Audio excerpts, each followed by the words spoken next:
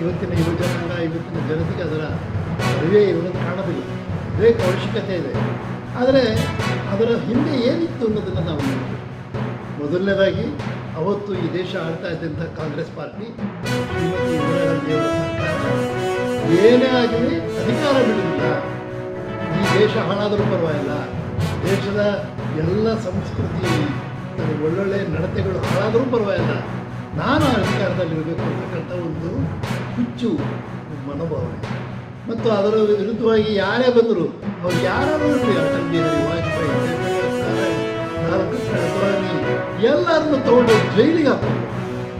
ಎಲ್ಲರನ್ನು ಯಾಕೆ ಅಂತ ಗೊತ್ತಿಲ್ಲ. ನನ್ನ ಸ್ವಂತ ಉದಾಹರಣೆ ಹೇಳಿದ್ರೆ, ನನ್ನನ್ನು ಬೆಳಗಾಂ ಜೈಲಿನೊಳಗೆ 18-19 ತಿಂಗಳು ಇಟ್ಟಿದ್ರು.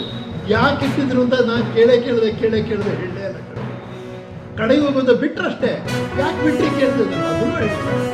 ಅಂದರೆ ಈ ರೀತಿಯ ಒಂದು ಹುಚ್ಚುತನ, ಅಂದರೆ ತನ್ನ ವಿರೋಧಿಗಳನ್ನೆಲ್ಲರನ್ನೂ ನಾನು ದಮನ ಮಾಡಿಬಿಡ್ತೇನೆ, ನಾನು ಸರ್ಕಾರ ನಡೆಸ್ತೇನೆ, ದೇಶ ಆಳ್ತೇನೆ, ನಾನು ಬಿಟ್ಕೊಡಲ್ಲ. ಅದು ಏನು ವಿರೋಧ ಪಕ್ಷ, ಇಡೀ ವಿರೋಧ ಪಕ್ಷ ಜೈಲಿನಲ್ಲಿದ್ದಾಗ ಸಂವಿಧಾನವನ್ನು ತಿದ್ದುಪಡಿ, ಏನದು ಬೇಸಿಕ್ ಪ್ರಿನ್ಸಿಪಲ್ನೇ ತಿದ್ದುಪಡಿ. 1975 ಜೂನ್ 25ರಂದು ಅವರು ಏನು ತುರ್ತು ಪರಿಸ್ಥಿತಿ ಘೋಷಣೆ ಮಾಡಿ ಈ ದೇಶದಲ್ಲಿ ಮಾಡಬಾರದನ್ನು ಮಾಡಿದ್ರು. ಅದನ್ನು ನಾವು ನೆನಪು ಮಾಡಿಕೊಳ್ಳೇಬೇಕು, ತಿಳ್ಕೊಳ್ಳೇಬೇಕು. ಮತ್ತು ಕಾಂಗ್ರೆಸ್ನವ್ರು ಬದಲಾಗಿದ್ದಾರಾ ಅಂತ ಪ್ರಶ್ನೆ ಹೇಳಬೇಕಾಗುತ್ತೆ. ನನ್ನ ಕಣ್ಣಿಗೆ ಅನ್ನಿಸ್ತಾ ಇದೆ ಇವತ್ತು, ನನ್ನ ಸಮಾಧಾನ ಕೇಳ್ತಾ ಇಲ್ಲ, ಕಾಂಗ್ರೆಸ್ನವ್ರು ಬದಲಾವಣೆ ಆಗಿಲ್ಲ. ಸುಳ್ಳು ಹೇಳ್ತಾರೆ, ಮೋಸ ಮಾಡ್ತಾರೆ, ಏನು ಬೇಕಾದ್ರೂ ಮಾಡ್ತಾರೆ. ಪ್ರಧಾನಮಂತ್ರಿಗಳ ವಿರುದ್ಧವಾಗಿ ಅಸಹ್ಯ ಪದಗಳು ಉಪಯೋಗಿಸ್ತಾರೆ, ಏನು ಬೇಕಾದ್ರೂ ಮಾಡ್ತಿರ್ತಕ್ಕಂಥ ಪ್ರವೃತ್ತಿ ಇದೆ.